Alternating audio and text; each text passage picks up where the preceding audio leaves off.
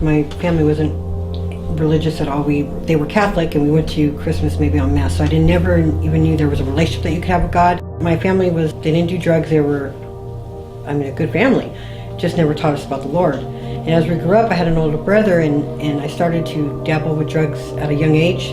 So my dad had passed away, and my mom became helpless. My dad did everything for her, so she became very depressed, never got out of bed. The kids, I think Chloe was 7 years old, and my mom always said she didn't want to live. When we found her dead, she had committed suicide. She tried to commit suicide. She took a whole bottle of morphine and a whole bottle of Xanax. And I remember rushing the kids out of the house, and she was just blue. I held a lot of guilt because I thought it was, I still believe it was because of my drug addiction that she did this. When she lost my father, they were married for so long, and so I really spiraled downhill then, and I did anything and everything I could to get high, and sending my children to friends and family because there was a lot of hate, a lot of anger. My mom went back to California. She died 3 months later from skin cancer, so I never got to see her after that. And at that time, I sent Chloe to her dad's in Arkansas here, and Reagan went to her family friend in Arizona. And my addiction, and that's when I went into deep darkness.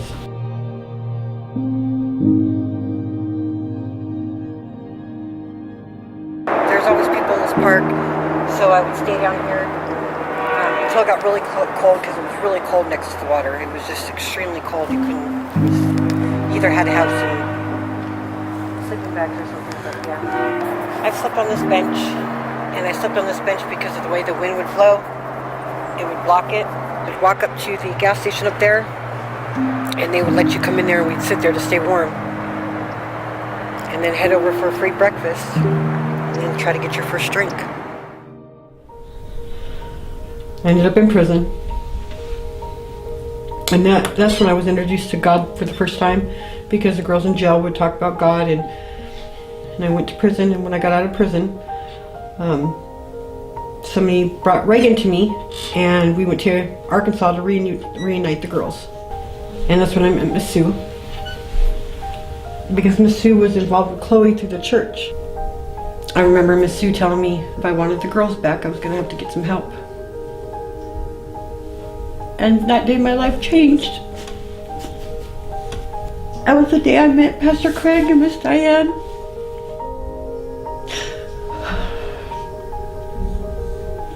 And I've tried everything. I've tried rehabs. I've tried.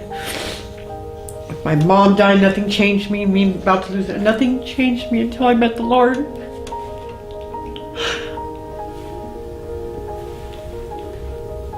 They asked me if I wanted to get help, and I said yes. So we came up with coming to a Christian recovery program, which was Teen Challenge. And I think me wanting to go so bad was to see this love from these people I didn't know, who really thought I could do it, who believed in me. And that's when I first started experiencing God's love, was that day. And Miss Sue decided to take the children. And throughout my program, I'd get cards from Pastor Craig, from everybody signing them and everybody rooting for me. And so I got to know the Lord, and I excelled. I graduated the program.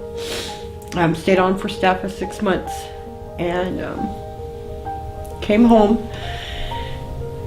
And the same day I graduated Teen Challenge was the same day I got my kids back. It's so hard for me to think that I was that person one time that just shipped my children off to people, because now I just want to be here with them every day, and getting to see my daughter Chloe, who's doing such a tremendous job with school, and her grades have been picked up so much, and she's just excelling into this beautiful woman.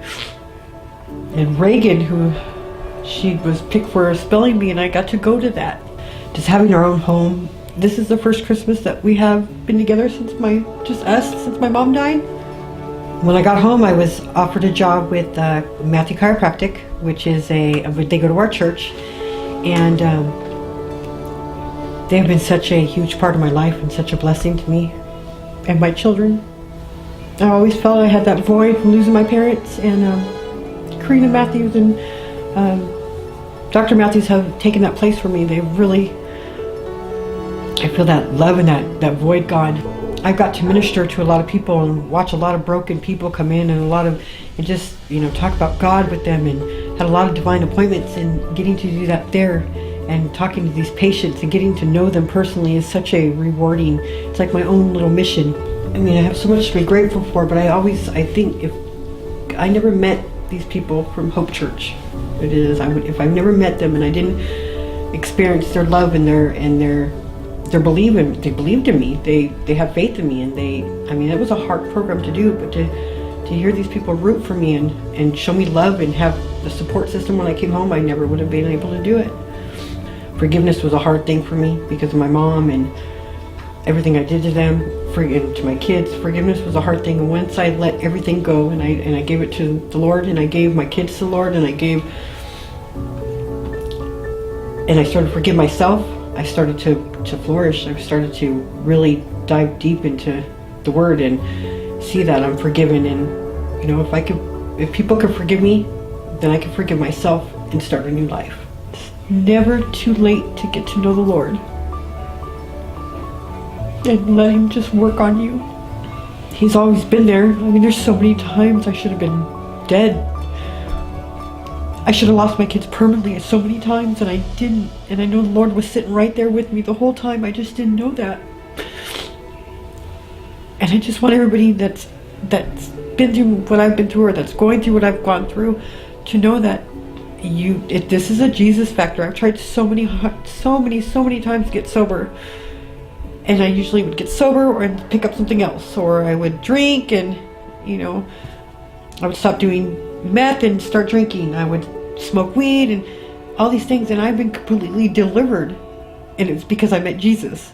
Because I've tried so many times, so many situations in my life that should have got me sober and didn't. But the one thing that did was turning to God.